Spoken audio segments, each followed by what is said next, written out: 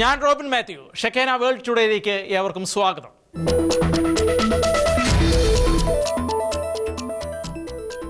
സുഡാനിലെ north ഡാർഫറിലുണ്ടായ കനത്ത പോരാട്ടത്തിൽ 19 പേർ കൊല്ലപ്പെട്ടതായി സൈനിക വൃത്തങ്ങൾ അറിയിച്ചു. അതേസമയം വിമതസേനയായ RSF നടത്തിയ വലിയ തോതിലുള്ള കരസേന ആക്രമണത്തെ സൈന്യവും സന്നദ്ധ സംഘടനകളും ചേർന്ന് പ്രതിരോധിച്ചു.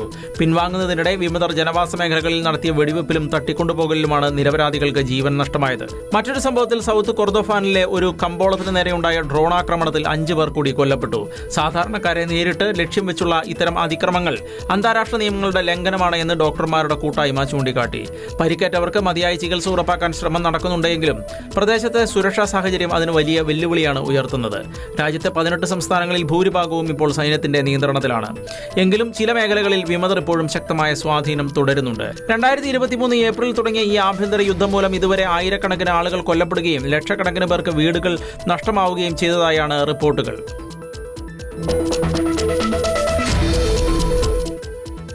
അമേരിക്കയുമായുള്ള സുരക്ഷാ കരാർ സംബന്ധിച്ച രേഖകൾക്ക് അന്തിമ രൂപം നൽകാൻ നിർദ്ദേശം നൽകിയ യുക്രൈനിയൻ പ്രസിഡന്റ് വ്ളാദിമിർ സെലൻസ്കി ചരിത്രപരമായ പ്രാധാന്യമുള്ള ഈ കരാർ ഉടൻ തന്നെ ഉന്നതതല പരിശോധനയ്ക്കായി സമർപ്പിക്കുമെന്നും അദ്ദേഹം അറിയിച്ചു. അടുത്ത 2 ആഴ്ചയ്ക്കുള്ളിൽ ഇതുമായി ബന്ധപ്പെട്ട നിർണായക ചർച്ചകളും ഒപ്പുവയ്ക്കൽ ചടങ്ങുകളും നടക്കുമെന്നാണ് പ്രതീക്ഷിക്കുന്നത്. സുരക്ഷാ കാര്യങ്ങൾക്കൊപ്പം സാമ്പത്തിക മേഖലയിലെ സഹകരണത്തിനും ഉക്രൈൻ വലിയ പ്രാധാന്യമാണ് നൽകുന്നത്. അമേരിക്കയും യൂറോപ്പും ഉൾപ്പെടുന്ന 30-ലധികം രാജ്യങ്ങളുമായുള്ള സാമ്പത്തിക കരാറുകൾ പരിശോധിക്കാൻ ഉന്നതതല ഉദ്യോഗസ്ഥരെ ചുമതലപ്പെടുത്തി. യുദ്ധം അവസാനിപ്പിക്കാൻ അമേരിക്ക റഷ്യയുമായി ചർച്ചകൾ നടത്തുന്നുണ്ട് എന്നും സെലൻസ്കി സ്ഥിരീകരിച്ചു. സമാധാനത്തിന് റഷ്യ തയ്യാറല്ലെങ്കിൽ അവർക്കെതിരെ കടുത്ത സാമ്പത്തിക ഉപരോധങ്ങൾ ഏർപ്പെടുത്തണമെന്ന് സെലൻസ്കി ലോകരാജ്യങ്ങളോട് ആവശ്യപ്പെട്ടു. റഷ്യയുടെ കയറ്റുമതി വരുമാനം തടയുന്നതിലൂടെ മാത്രമേ യുദ്ധം അവസാനിപ്പിക്കാൻ അവരെ പ്രേരിപ്പിക്കാൻ കഴിയൂ എന്ന് അദ്ദേഹം വ്യക്തമാക്കി. റഷ്യയുടെ നിലപാടറിഞ്ഞ ശേഷം ഉക്രൈൻ തങ്ങളുടെ അടുത്ത നീക്കങ്ങൾ തീരുമാനിക്കുമെന്നും അദ്ദേഹം കൂട്ടിച്ചേർത്തു.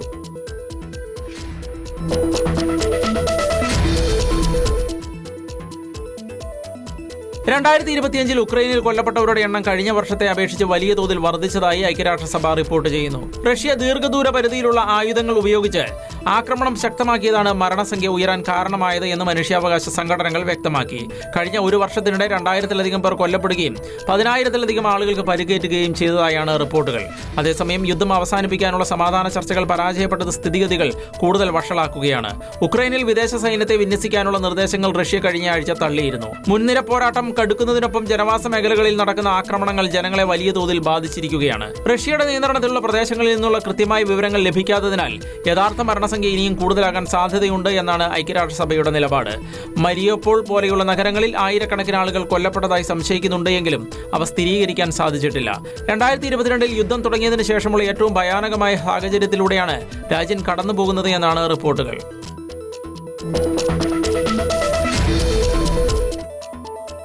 സിറിയയിലെ അലപ്പോ നഗരത്തിൽ നിന്നും വിമത സൈന്യം പിൻവാങ്ങിയതോടെ പ്രദേശം സർക്കാർ സൈന്യം പൂർണ്ണമായും നിയന്ത്രണത്തിലാക്കി. ദിവസങ്ങൾ നീണ്ട ഏറ്റുമുട്ടലുകൾക്കൊടുവിലുണ്ടായ വെടിനിർത്തൽ കരാറിനെ തുടർന്നാണ് വിമതർ നഗരം വിട്ടു പോയത്. നിലവിൽ ഈ പ്രദേശങ്ങളിൽ ഒളിച്ചുവെച്ചിട്ടുള്ള സ്ഫോടക വസ്തുക്കളും ആയുധങ്ങളും കണ്ടെത്താനുള്ള കനത്ത പരിശോധനയിലാണ് സിറിയൻ സൈന്യം. യുദ്ധത്തെ തുടർന്ന് വീടുപേക്ഷിച്ച് ഓടിപ്പോയ ജനങ്ങൾ അലപ്പോയിലെ തങ്ങളുടെ വീടുകളിലേക്ക് തിരിച്ചെത്തി തുടങ്ങിയിട്ടുണ്ട്.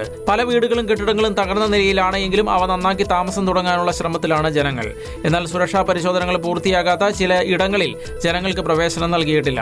കഴിഞ്ഞ കുറച്ച് ദിവസങ്ങളായി നടന്ന പോരാട്ടത്തിൽ നിരവധി സാധാരണക്കാർ കൊല്ലപ്പെടുകയും അനേകം പേർക്ക് പരിക്കേൽക്കുകയും ചെയ്തിട്ടുണ്ട്. നഗരത്തിന്റെ നിയന്ത്രണം തിരിച്ചുപിടിച്ചത് സിറിയൻ സർക്കാരിനെ സംബന്ധിച്ച വലിയൊരു വിജയമായാണ് കണക്കാക്കപ്പെടുന്നത്. രാജ്യത്തിന്റെ ഐക്യം നിലനിർത്താൻ സമാധാന ചർച്ചകൾ തുടരുമെന്ന് ഭരണകൂടം വ്യക്തമാക്കി.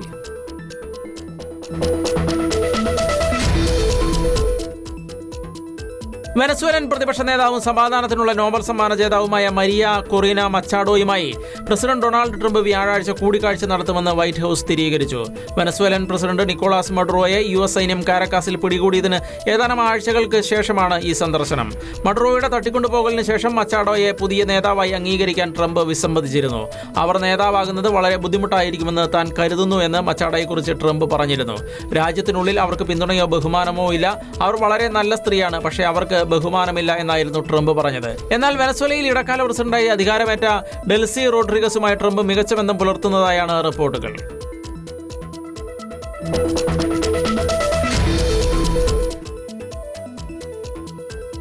സൊമാലിയയുടെ പരമാധികാരവും ഐക്യവും സംരക്ഷിക്കുന്നതിന് ചൈനയുടെ പൂർണ്ണ പിന്തുണയുണ്ടാകുമെന്ന് ചൈനീസ് വിദേശകാര്യമന്ത്രി വാങ് യി വ്യക്തമാക്കി.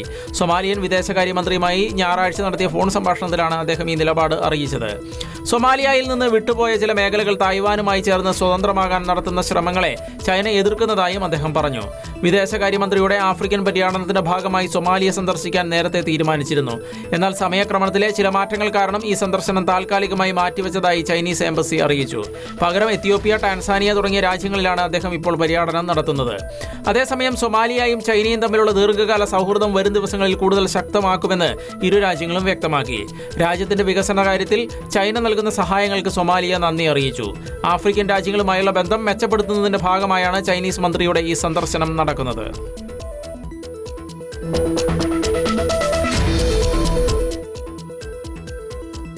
ഇറാനുമായി വ്യാപാരം തുടരുന്ന രാജ്യങ്ങളെ ലക്ഷ്യമിട്ട് അമേരിക്കൻ പ്രസിഡന്റ് ഡൊണാൾഡ് ട്രംപ് ഇറാനുമായി വാണിജ്യ ബന്ധമുള്ള രാജ്യങ്ങളിൽ നിന്നുള്ള സാധനങ്ങൾക്ക് 25% തീരുവ ഏർപ്പെടുത്തിക്കൊണ്ടായിരുന്നു ആ പ്രഖ്യാപനം. സർക്കാർ വിരുദ്ധ പ്രതിഷേധങ്ങൾ 3ാം ആഴ്ചയിലേക്ക് കടക്കുമ്പോൾ ടെഹ്റാനിൽ സമ്മർദ്ദം ചെലുത്താൻ സാധ്യമായുള്ള ഒരു നീക്കമായാണ് ഇതിനെ വിലയിരുത്തുന്നത്. തീരുമാനം ഉടനടി പ്രാബല്യത്തിൽ വരുമെന്നും ഉത്തരവ് അന്തിമവും നിർണായകവുമാണ് എന്നും ട്രംപ് ട്രൂത്ത് സോഷ്യലിൽ വ്യക്തമാക്കുകയുണ്ടായി.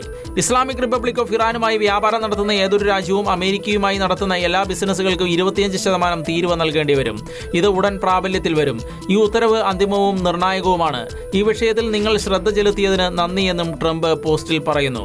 ഇറാനിൽ നിന്ന് ഗണ്യമായ അളവിൽ ഉൽപ്പന്നങ്ങൾ കയറ്റുമതി ചെയ്യുകയും ഇറക്കുമതി ചെയ്യുകയും ചെയ്യുന്ന ഇന്ത്യയെ ട്രംപിന്റെ ഈ തീരുമാനം ബാധിച്ചേക്കുമെന്നാണ് സൂചനകൾ. ഇറാന്റെ മറ്റൊരു വലിയ വ്യാപാര പങ്കാളിയാണ് ചൈന. തൊട്ടുപിന്നാലെ ഇറാഖ്, യുണൈറ്റഡ് അറബ് എമിറേറ്റ്സ്, തുർക്കി എന്നിവരുമുണ്ട്.